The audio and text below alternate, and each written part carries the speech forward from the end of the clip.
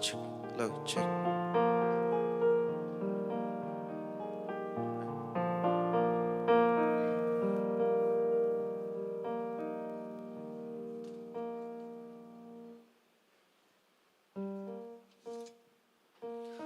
Hymn number 199.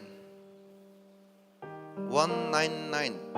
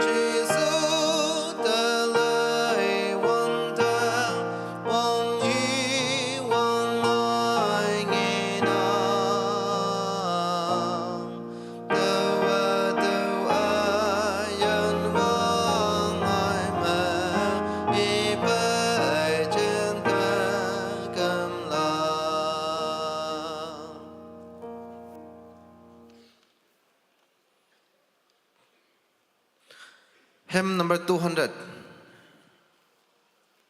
200.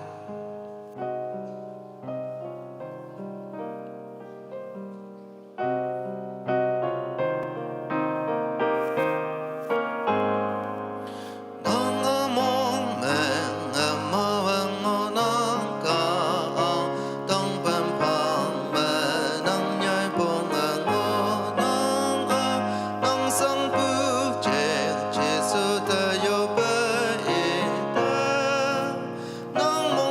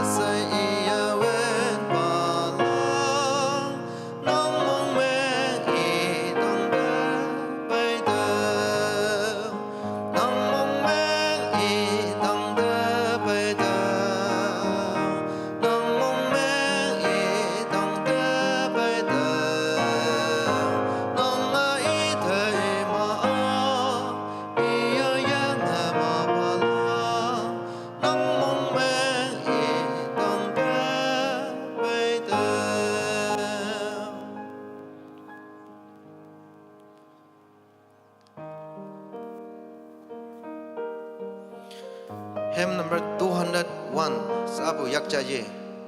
201.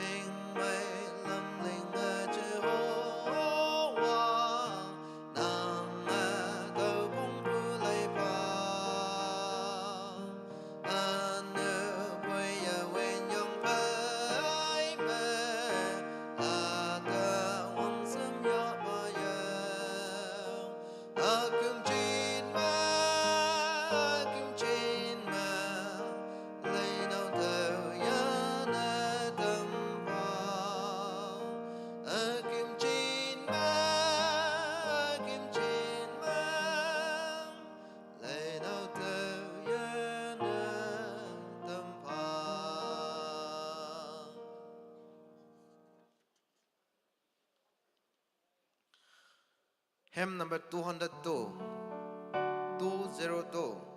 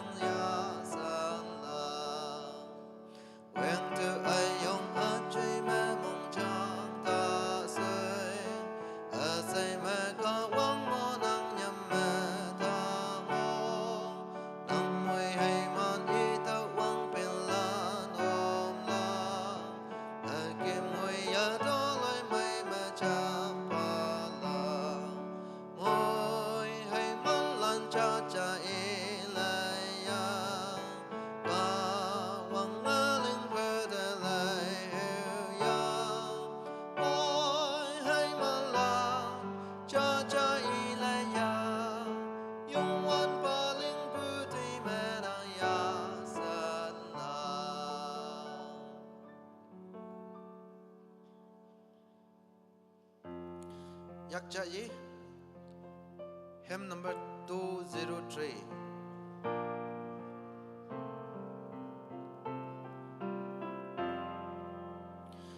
Chính mây lắm linh Jehovah nàng cả ta lần mỗi mòn phá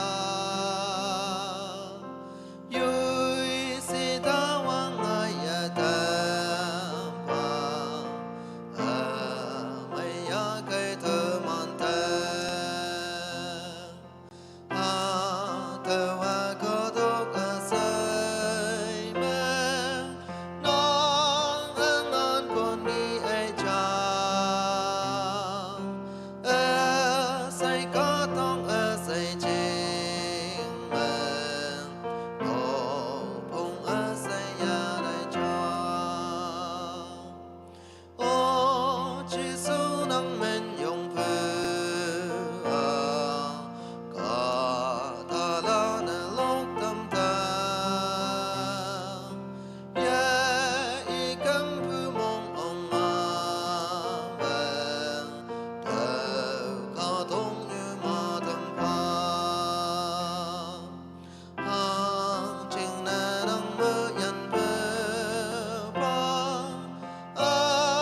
như mà tâm nè say có tông kiếm mời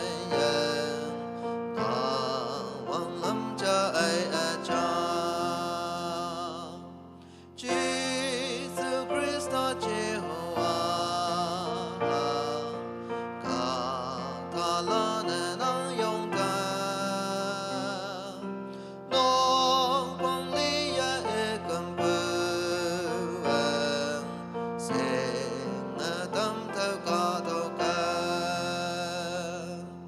yung wan pa ng sep si kaya to man chen te mui man pa ca thông như say y cao men te man yung wan sing ai cha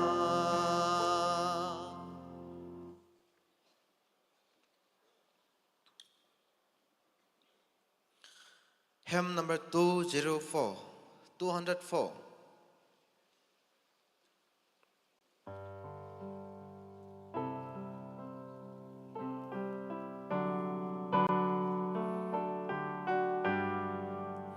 Sang se bu ca ta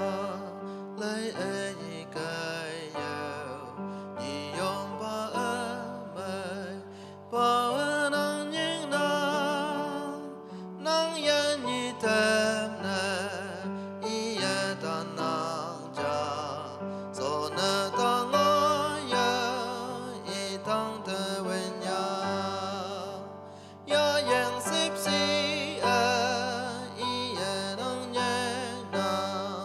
i yong ba mai ba ta na ya yang sip si i ya yang nang ke nang tang te cha sa bai kai ya sa ta nang hang na son nang ke không ma pa na ya na ta ya pa hai yang pai ya ni sa ta sang ki sep se ayong ya san yang ho pu ya yang sip si i ya nang yang na ni yong pa na ba ta na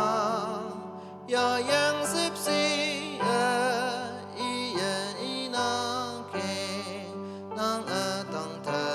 mam sa bai kai ya e sip si ta i ngao mai cha ya Jesus wa nang nu tang pa ma ki nang cha wa ta ma yan ta la e tang pa ma sang le pu ka ya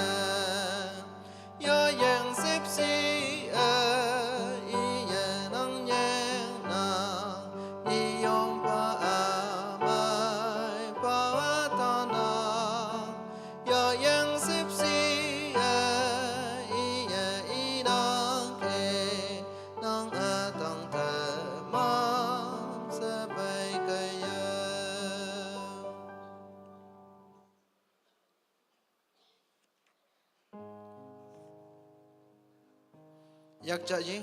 hymn number 205.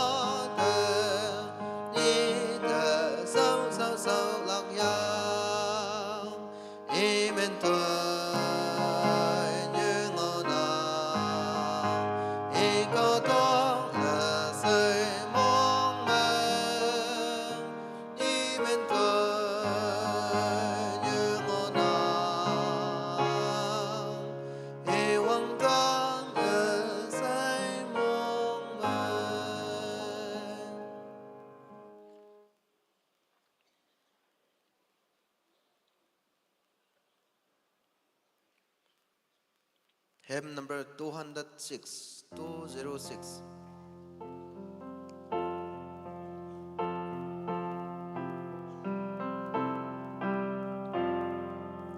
Jesus cái bờ Alamo cho dân nam Alamo dân nam hai tâm an anh đưa quên tâm lòng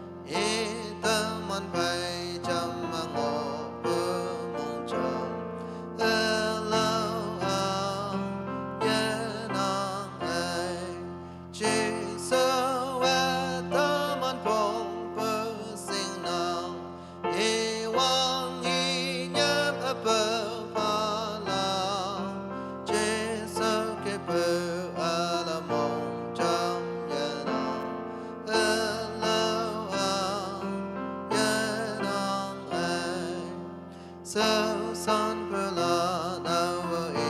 ya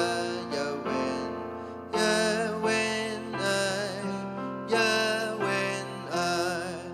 anu ka ta a sai ya na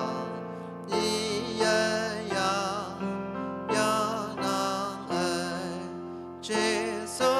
và tâm an phong bơ sinh nang y wang y nhớ bơ ba la chế số cái bơ a la mong chăm ya nang a la ya nang ai chế số cái a la hằng hao ngộ ya a la ya nang ai quang tâm ta ma na no tao lạc a tiếng ma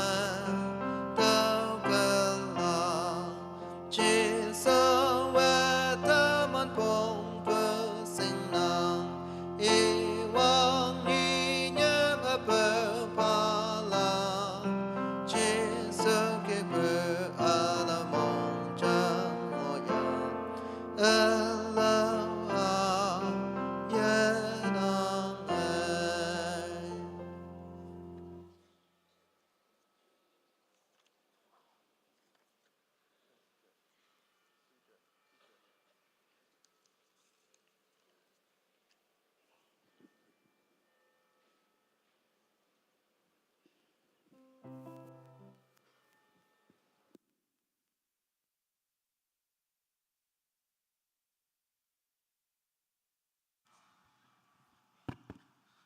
Mulan na namay.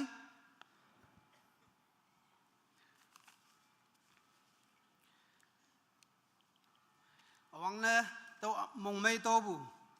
To cham e ho honing. Man pit kari chao dambu mong may to bu rupees 500. Nanwang second sakpu mong may to bu rupees 500. Phuke nok chao dambu mong may to bu 1000. Minyan bay mong may to bu rupees 500. Sophia Ponya party mong may to bu rupees 1000. MDC paibu in may mong may to bu rupees 500. Muntha second chawa dambu mong may to bu rupees 500. Sakwang nok chawa dambu rupees 500. Khangkep family ne miang the family mong piang 50 year ngoi bu mong may to bu rupees 1000. Lichai Talau Ward New Site Church Jingne mong may to bu rupees 5000. Hon Song nok chawa dambu mong may to bu rupees 1000. Khiang Nyai mong may to bu rupees 5000. Song na ngam yu scholarship to bu mong may to bu rupees 600. Pangkai nok chawa dambu mong may to bu rupees 500. One song Walu Ward Scotty chawa dambu rupees 500. Hengba Angpang Tombang Ward nok we me yupe mong may to bu rupees 1000. Paje Wangkai Chingai Ward yupe pay 100 rupees mong may to bu 500. Paje Wangying Kari chawa dambu mong may to bu rupees 1000. M Sangki Thanksgiving Jingle rupees per 1 year party me rupees 200. Pajai Wangpa External Commander VG Nokwibu Yong Maya Sobu Okpuda Mumai Tobu rupees 5000.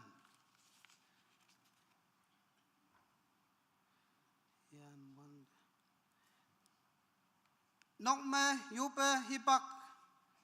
Pai wan de mong mai to bu min yan pe rupees 300.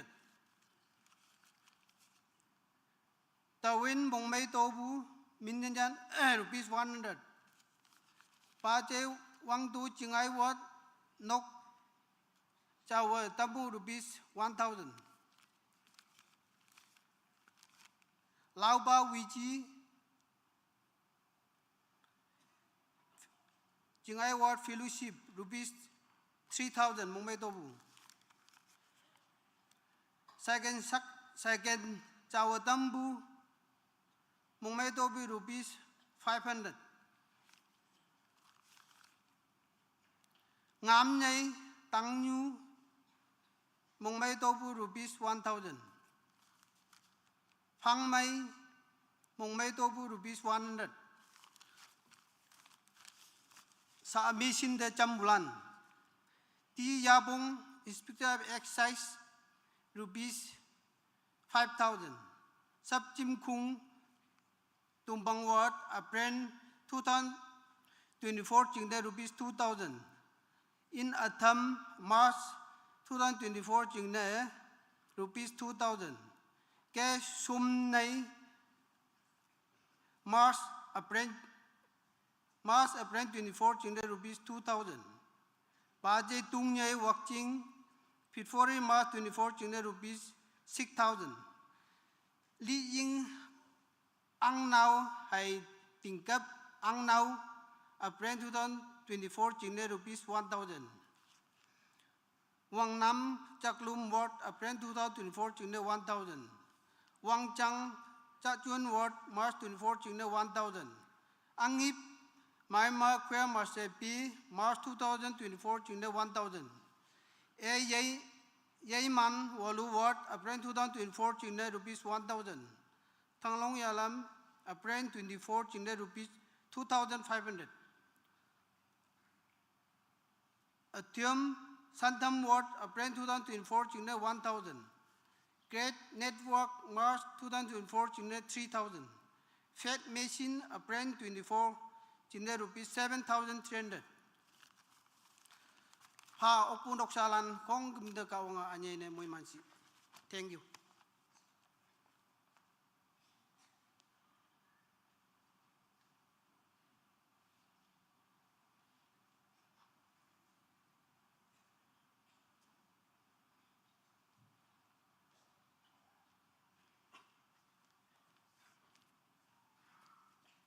Bulan tanap may yutlan wongpong ilak china sa to wongpong ipagyanang okay new balan anyo chalalan yung may chay ngok kayo sa wang na to chay tamnang tining puang peng chingna tuman membership sailak ka ngay nhịp muang yang ado hat mong me ninok te ngui kalak okay ado youth membership sai ne ngui wan de awi khung bay buổi sẽ ninh này yang olak chừng này bằng nhòa ta đâu trái này tâm nắng ngay như hạt trái nhịp muang yang opposition này agar tuman KBCM youth tăng xem lần membership sai là cái cháu sẽ numan lili ta đâu trái này tâm nắng wang pang bute tuman na lana Delhi mangon ang ki Bombay mangon ang ki Kohima Shillong mangon ang ki Guwahati mangon ang ki se mabu new balan na ke report tuman de pay ngon ang hado balam ma chi okay chừng mấy lâm lên membership sai bua teman KBCM chalalan ocean ngộ bay si hado enrollment anu min sing ngộ lak chừng na se ka sai bu ngonang tu hado membership sai bua biblical hado ngonang tu khai me kawang si so me yui ha yui nào min yan yan kap ngộ yang hangai alam chawung pongai wan de KBCM youth lan noman hayim lan min yi yutun tau kama yong mong meng lak ya phan ngoi lak to khai to ki bu ya phan yang ngai lak ching ne ching mai lam lengai new balan te yo patonang nang halan ocean ngonang ki khong kampu ching ne membership mong mai se pha kayo sa to china tam nang hado membership sai wan de wang peng pan manga mabu 45 years, 15 to 45 years, hadaw nyi pa. Nok naman miyang pulili kong kumbu yang ngonang, ay nok na miyang yang pay ma youth na meng ya bu atau lan de pa ya hayang bui now si now ya lan youth lan 15 years to 45 atau pa ngonang to ching mai lam leng ai atau mong me pulili sukonatan ye pe kong kem bu yu ning ning ke sing yang ke membership sai na pai wan da phalak ching na to chai na tam nang hi bak phi me nu ma ne cham pai bu ching na se moang 1000 yising bangok bu ayang bu membership ya pha bu ching ni yising bangok bu moang 1000 up yulan ha ke ala to man enrollment yang gi ayang bu to man KBCM pu manok ya pan na 5 to 6000 aga ngolak ya pan ngo si pu ayang bu sa ngoy 2000 pangpai ngonang atau ayong kum nang hang ne kum mangai bu si ninok hayamlan membership ya pha bu ching ne yong kum mangai nang to khai me ching mai lam leng yo pa to nang ka wang min nyek wan de yut sang tui me nang halan matam lak ne nang mong pu ne meng kama hato membership te yang yong me pha kayo sa do chai ne tam nang numan de nyam sa bu achi ayang bu atawa biblical truth ngonang biblical doctrine ngonang to khai me min nyan pu me nang ha nang nau yu be hi bak pi me wong pong atam ngai wan de tu man register the check lai nang membership phaya se wong peng lep ye sati nokli pu me KBCM youth sati nokli nang ayang pu youth member me min yanyan pu membership ye pha bu nau sinau yalan ma ngonang hatau lan de wedding card paya pu tu man hangi pa min me ye tai bu khoi ai to individual tai lak chamba tai lak ayang pu KBCM youth new balan kong ko bu to ngonang ayang bu ato membership ya pha bu youth lan sati nokli pu ne meng kama yijima amayuya alo party ngai pu ne meng kama li pu ngai kama to man first ato register ta lai nang min ya nang kama hang kai tai yang individual tai yo pa to nang ayang bu officially to man tai ni yok pu ato alam chang nang to kai me ha to hi pak me mong ta tak chang tak ke sing chang sing ngi chang ngi to pu ngonang tâu an de numan mong meng nang hatau de mong meng lak pa ajibu tuman ne membership na lan min yan yan tau bu chung ne tuman hatau me officially ye tai lak ya phan ngai bu me tuman hipak ma tau ki bu sang si au nang to au hiyo ha ke ye tau tening pa ching mai lam leng yut lan khong kem bu ha ke yu nok ma au sin ngo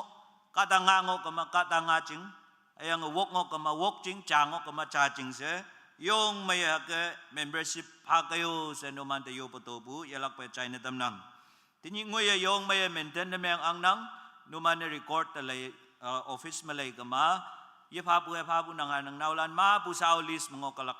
to kaya to yising punalan hadaw sa matipen na yichibe new palan tini ausin pa yung ngoy apay tuman moy lan yoyoy noksalan hadaw iyang ngay ni puhat chan yung payuan hadaw hakayo sa membership chang ma to China tam nang ni se bu ba me sa tini muang tu man atu chang ngau sa China ha to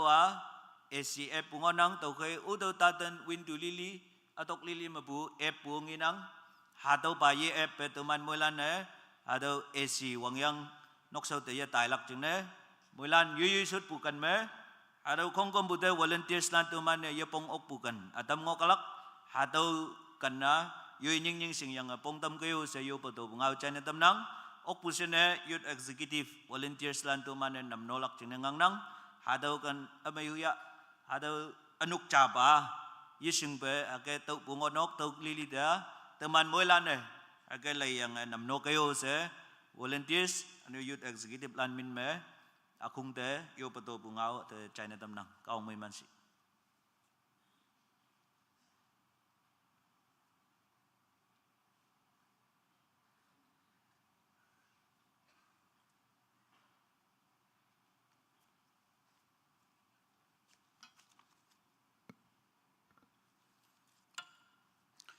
awang na jumbo milande ini ba Yesus Kristus saya yang salam pumanok sucung man ma China tam nang sa abu hibak ma pumanok bumbong atam sing na tam lak china hibak ya nang do so ma ADM card nhi tàu yang một năng il pangkai kunyak chừng cha anh ấy pi manya kunyak cú balan yak mà tàu si bằng pin number nó về nhà yang một năng tụi khi phụ nữ xuất trình đây đâu apu nhu papa yang ya lak china đâu china tam năng anh ấy wang phu cha atau wang phu cha yop nong mong ma ang atau bu atau tàu yang một năng tụi khi phụ nữ office tập bay atau ya lak china tam năng thế nhỉ tụi mình phải nhung ba ôm miền năng tụi mình phải nhung ba anh ấy phải chơi yopon dikan imia totok chingko home revival tay đâm mà yang speaker này yang một năng tụi khi iman tay đâm tụi mình mỗi lần này yup chambu cái yong mày tay đâm ya tay năng tia cầm ba tay đâm ngõ lắc ngay nắp imi ye lắc một năng anh này iman phải chăm counselor này aboy pumenok Catalan si nang tu kay iman tay dam yong may so lak chine ane yong may teman song de yong lak chine iman tay dam chine iman yen chine yelak pe mula ne yupu macam ha se atau ngalan chine tam nang ane teman mula ne singol lak chine sa teman pai tawa announcement pass bu yang boy teman pai youth director yong may ngau tham yang ke ACA pu akung wang nang ayang boy yup nok akung wang bu kum de ngoi ye ACA pu ne meng ma Sunday chame 50,000 phải nhảy bù tiêu atau Thái Lan ngay nắng tụi khi economic point of view mà tăng tầm này chấm lối xem bún men cái mà ép lắc anh này chính là vương bún men cái mà tụi bún lắc hay tụi kia nằm nô bún này tụi kia chôn Thái Lan nắng tụi khi mấy yang vương sắm năng cái AC ngõ bùa xe complain ôi phá lắc chừng nè mỗi lần này sớm lắm bê apong tàu sừng ngõ lắc chừng nào tụi China tầm năng anh này teman bayu director yang buki SC on na meng wande window takap ponlak hadawa assignment muilan phanang paibu ane especially window song mongo palan ane takap song ma sut pulan teman muilan hadawa aching tui so se singyang atau namno chon hao se atau China tamnang ane teman muilan siong punan ching yong ya boy lungmai cheyong anh hem lok lak chine anh wong bungao tham chine au bataman hado putium me isigama microphone song mayong lakai hawande sound operator la in church la nei bua hado de yak phai mayang atakong yak lan phai mayang atakong gai ane lo yong wong ma yobun mega system the effect na meng nang gi si nang tu khe taban moilan hado singyang kan ding bu we chon ha o se jumbo khong de yubu to bu be do ngalan chana tham nang sa tàu yung wande yupu hipak ni me ya hunang awang ne pumanuk suching de lainnya na bai buki so shan balan teman tai sheng yang United Baptist Church Mirapani atau the revival camp speaker ne counselor lan solak chine pumanuk suching o ngau phayang onang 19 April to 21st April 2024 mong me lo tha ka dong mong lak tu ke hado te tai lak chine le ngobu so shan yo palan to men cha phai ma cha se ilak chung melam lenge naman yu pu hi pak ya lak chine pulbel te pai lak chine tong nang teman phai number cha me Dr. Pongtau Longli speaker ne i tai lak pai chai pulei pai chai langyam pai chai honai pai chai ata pai chai amat nyuma pimen nyuma pinan nyuma atrila nyuma asik paije yona iman tai lang onang sakin menga yup tom lak chine sushan balan ching malam lenge pulpite chamo pai lak chine tongnang pastor in church bau yong ke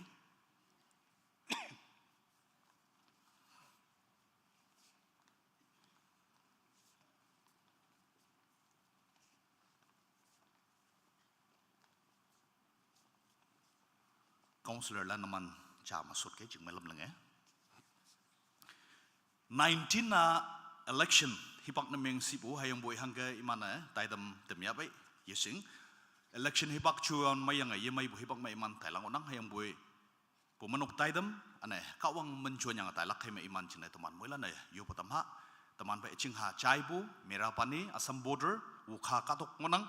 tukai iman kemyong lak chungalam cingna yupa ane speaker ba wuyang ai counselor lan iman pe kawang yaha chau lak cingne ane iman pe lak pumenok cingna yupa taidam yong me soyang ai teman song teman ye kawang chau yaha lamui pau se iman cingne teman pangyuha teman ngau ngayang ai cham se yupu hipak yaha yupa haleluya chau yen kawang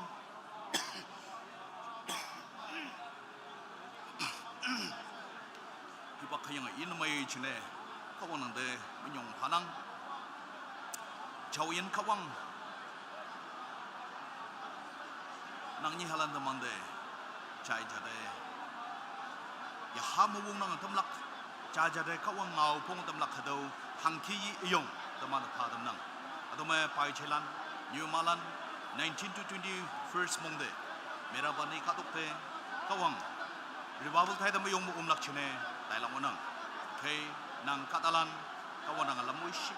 tak hedin namyang jude mong sang li ma bu sembo kawang nang nang ni halan yana tamha iman de yahama wong nang tam do ye memeu wong ala kawang nang phadam si tai dam yo mai soyang teman song de manye kawang nang pau ya o se nang yak tai pan panake chau yen kawang adoma ama khamo bu nang so shan balan nang so shanyulan 19 to 21st mongme merapani katok me revival tai dam yong odang adom lak chine iman tailak iman kemeng lak chung halam kawang nang lamoi dam si iman paim lak pumenok katalan diu kawang nang pauya kawang nang ngau lak chine lokai le lak chine yup kam lak chine wong ala nang iman da phadam si tai dam yong mai soyang teman song da manye kawang nang ni halan nang pauya o se ini bachi so Christ taman ma yen kawang yak saraban bayu poi adolan su ba nang mongai ye amen kawang naman tai dam moi mandam si ane United Baptist Church merapani lande KBCM bumanong mo bukem yenang bukawang yang salam China tam yau se atau China tam nang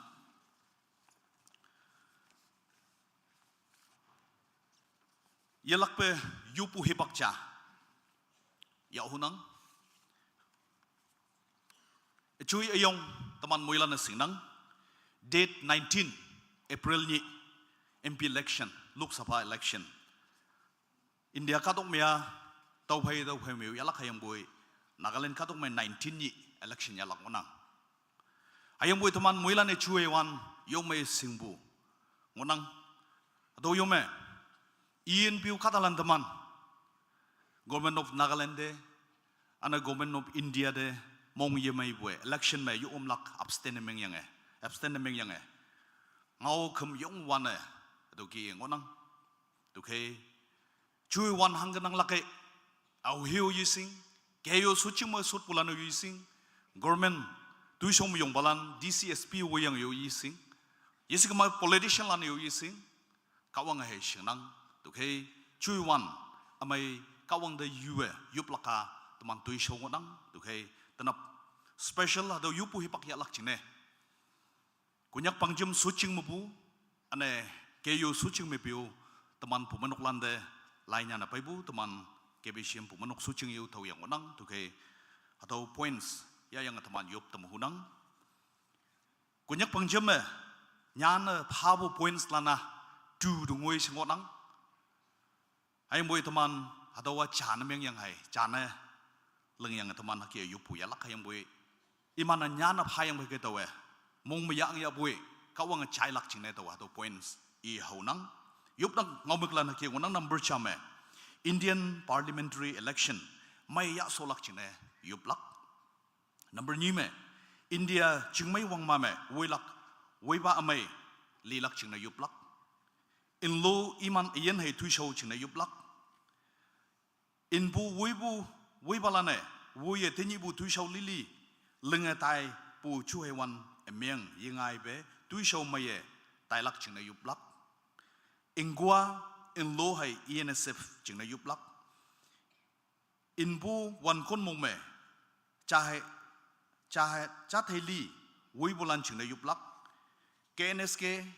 KU KNSK KSU hai volunteer khung chừng này quăng nhắc quăng ai chú tệ tuy sâu lên bộ lan chừng này giúp lắc tất mẹ polling chừng này kiềm bộ police army anh này polling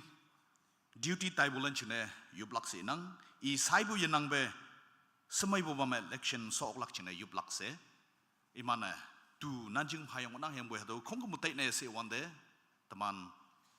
PUP lắc hay ông bồi keng như nia Ian Piu one con mẹ atau election ya one day hok hay wibu i sai bu tay đuôi tay long bu tay ya sai bu atau yang ai lắc chừng mấy wang ma mẹ atau sok lắc chừng này atau yup lang onang tu khe mẹ sai kini mẹ lắc chừng này tu à atam min yêu nang tu khe mình yi chi akong mình ilak tu khe chừng mấy lam lengen naman yu sốt pu nyu mẹ cha ma yong lắc chừng này atau chana tam nang atau duty mẹ Sokari government tuiling balan na menge government servant na menge mabu KBCM member lan atau duty te tai lang onang tu khe KBCM pangnyua kaye teman chine special yopu hipak chaya hunang tu khe chingmai lam lenge government servant lan awin ocean atau election hipak me government ngau kyang chaye order chaye duty de Tại lăng nang tu khe naman chik malam lengai yui sot punyu me cham yong lak chine tong nang soko na tan ocean ocean duty ma mun phayang nang cham yong ke ana teman de yup MNC itam lak chine teman bai reverend apa seiba reverend apa de chama to nyu jing pai lak chine tong nang upa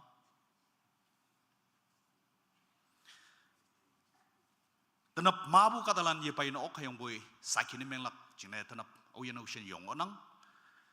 teman telang onang tu khe tanap sa yi chi teman jina hebak phi me yupa ane chui wan ye mai pu hebak chame yong ngo bu tuiling ngo bu ke yu president wi bu iman tim ngok mano chingmalam langa chama yong ke kesu president wi bu iman tim atam ngok mano chama yong ke kenes ke president I wi bu tim lan chama yong ke ane ke yu unit mon president wi bu office beres na datam ngok ma cham yong kai duty hipak me election hipak me involved na beng lak syung butuman ngonang hayang boy sakine atolan ngonang tu khe taman chune yupu machamba hami iyang bungau maklan kie pangyu hatuman muila ne yupa ato election ya one day hokai wibu tai dui lang bu chumeng wan deng hangongan na tatampa ja de chude phayange ja pong de yuwe chừng mấy wang ma mẹ chú mấy wan ma mẹ đâu election so lắc chine ka wanang subsiwa political way balan chia boy NGOs way balan chia boy chú de mấy pha dam pha se ane duty te tai lak servant lan au yin ocean wanang tamano ayen na mấy duty lenga soyang e mong mấy se ye ni se đâu nyu ching yam manye ka wang ya ha kai lam way phao se taman chine yupa pangyu ha moila na yupa ane MNC lak chine taman phai reverend apa de tongnang chấm sự yupu hipak ya hallelujah chao yen khawang hipak yen yen mai chine wan de yas yen mi chao yen khawang MP election 19 April uba in view area me hanganang lakai yong chude mong sang bu phai mong nang nai bu phai ba ka wang nang ni halan teman mong sang mong ye su ge nang hai man teman nang yen ha nang al ba si ha anya na chau yen ka wang ado duty me om nak chime KBCM member lan ma bu yo de assignment how bu nui de polling duty ai lang maya phau chabu yo ye sambu li he ma bu hangu hau na tam ayen mai phai yu duty la ma soyang e ba mo mai say ye yu chi ma ma ni ni deni bu chu e wan ye mai bu ya han me ke yu wei balang ke shu wei balang ke nes ke wei balang ai au ye no shin khu wei balang tang ki ba na iman du chu de mai pha ching mai chu de mai dam ha bu bu chu bu thai du thai nam bu yin nang be election yo mai ya soyang e nang temen yung halak cuma wan mahibak amai he nang teman de tam hau se ini ba just so man ma enroll wan hayu ku ba nang mongai ye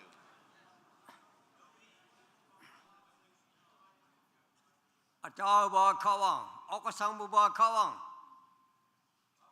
Indian katok lan sibua nang property ngona. Indian katok welana jena nang kata amai. Ngani belok Sabha election ma pai damha. Saangu bulana aulan auyan na talai e. Au de ye si hatau nanga yemong. Nang yemong bunyoi ma Krisalana yemong. Nanga yemong bunyoy ma kawang diyo palana yemong. Nanga yemong bunyoy ma linyuwangi nanga lingay bu linyuwangi yemong. Takay kawang diyo po katalana nation katalana yemong buwa kawang nanga adada ngay na. Takay teman India chingmay toloy may ma wang lam lam ma. Ni sebab lampu kami jauh mana yahu lagi. Tahu kaya ada mah tuling balan. Government service lana maidam yana, lawyer lana yana, advocate lana yana, Supreme Court, High Court lana yana. Indian lilan saya ada lide ja lelak tina saya manan hita tuling na. Oh kawang yalak kanja ada wa kawang ngau hai ngonang. Awyang dan nanga ngau leader amai tolak. Awyang dan nanga yengau hadam leader yenang lak sapa saangol lak. Tapi tanya katok akan fema Indian leader amai ngai tamau sa wang tang kawang ta tong buai. Wang tang ayang kawang ENPO Eastern Nagaland Public Organization hadawa Nagaland State ma 50% ngolang. Hadawa na Nyan bu memorandum da Indian kaman na monglok wong pong hatawa tamane kawang da tongyang nyan bu ngona. Oh wang tang kawang Indian leader lana lingpaning sa ni it phayang lingpaning sa hibak it phayang hatawa aling malin tambu jina alau ka asai de pa atu jina ENPO tamana mongmarang ke sa wang tang kawang da sing na tambuai hata mongmang pai silak na 19 April ni Lok Sabha election ma ENPO katalan na hata nyema woje phalak sa kata di ibu yeje wang tang kawang da tongna ke hata shubu na kama nang hata wa kata tang da pai ne damba nang mo bangau panja phai hata 19 April Lok Sabha election day nangaling hau pa. Tuman chong hu sibu, tuman may hu sibu, yang boy. Yin ba kata phengau bukia. Makin musot balan phengau bukia. Jingyang lampong mengau bukia. Yin bio sin sin buda. Ni it phayanga. Hanggo ye dai ba alo lam cha da pa tai wana jena tuman mong ma na ke. Wang da kawan nanti sini tam nangke ENPO hadong ngalai ibalanta mong nangke kawan ngawai nangke abakan matalai ngai tauba cata lila abakan matalai John tauba cata malak senya jangora tau kai tu mana talai ibalanta nunangke talai ibalan phai tu mana mong yepha tau kai uba kawan tinyi hadong ENPO dia the law lambai. Kau tu new boy balan, government boy balan, state boy balan. Hatolan saya kata hango mani wanta. Kawan ang ata tengah yang nang penang pun nang leng yidau sa, nang mong letau sa iya tamha. Tanya hatau KBCM pumenang uyu boy. Election ma thwiling balan, commissioner lan. Ayanga. Sahab searching de pit palan voter lan kata hangoling ne dadam kawan nang payanga nanga kata lan de nyau laya hatama tui meja linga tambau sa tama janji ba ji sugar samin ma wang tang ayan kawang da yopunage tolan de semo ba nang mo amen Kan ting lak chang na ngau pha chama Hambi ibu kia teman yop yop yang ki, nai ngani ngonang, moi lana.